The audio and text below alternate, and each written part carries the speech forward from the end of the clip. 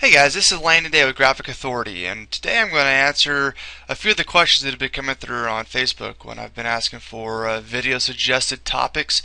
The one we're going to hit on right now is how to remove the cool grunge if you want to off of the pre-designed templates. So I went through and I found a couple of the best examples I could of the clipping masks that already have the built-in grunge and layers, and both of these examples actually came from Rockstar 1, so I hope this answers your questions. What we're going to do is we're going to drop an image back here on photo 1. I'm going to blink off the guides there. And we're going to drop it in photo 1. I'm going to show you if something was to fall in where the grunge is a face and arm, something that you don't want grunge on, how to get rid of it.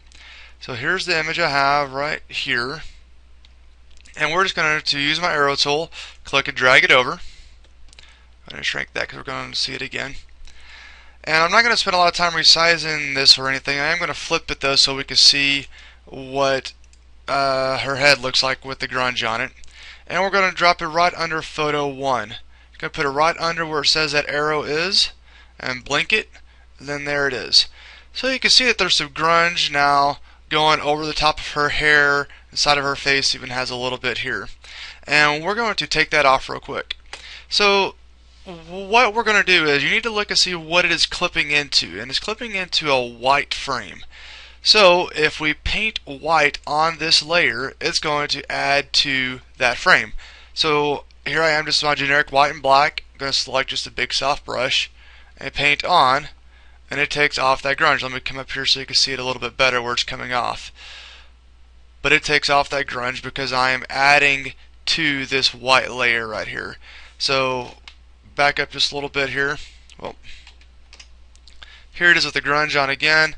And if we're worried about it being on her hair here a little bit, just paint white and it all comes off. Go up here a little drastic, or a little more drastic, I guess that's a better word. And if I just paint white, you can see how it comes off, and also extends my photo if I come up here where there's not any of the frame at, which we don't really want to happen. But that would be how you could take the grunge off in this scenario. So let's jump over here to another file real quick. We're not going to save this.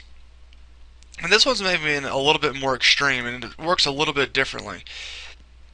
I'm going to do the same thing. I'm just going to use my arrow tool and drag the same photo over onto the file. And likely it drug right where I wanted to, right under this arrow where the 1 is. Correct? See right there. Blink that off, and there it is. Now you can see I've got all this built-in grunge now on top of this from how the file is set up. This one is actually set up a little bit differently in that it's clipped through the white, but it's also clipped all the way into this background layer down here. So you could do this one of two different ways. You could come in here and select the background layer, and you can't work on it if it's called background, so double click it. Layer 0 is fine. And one option would be to come use your lasso tool with a big feather, somewhere like 150 or so. And we're just going to loosely drag around her where we don't want it. Okay, this is demo purposes, so nothing exact. And then if we come up to Filter, Blur, Gaussian Blur, and slide that all the way to 100, you see how it took off the grunge off of her face. The advantage of doing it this way versus not doing it this way is that it keeps the color tone of the grunge layer there.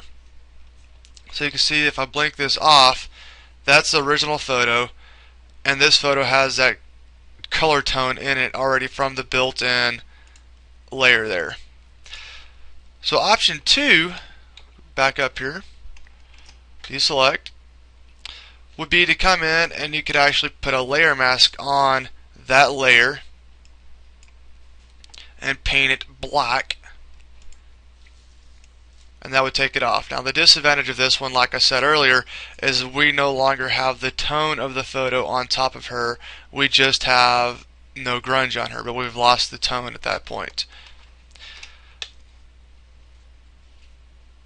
So that's real quick two different ways to take grunge off of two totally different types of photos. If this isn't exactly what you had in mind as far as me answering that, feel free to shoot me another Facebook message, email me, at landond@graphicauthority.com. LANDON, the letter D, at graphicauthority.com, and I would love to help you out some more. If you could even get me a file name of a specific file you're having issues with, I will gladly walk you through it. So this has been just another quick tip from Graphic Authority. Have a great day.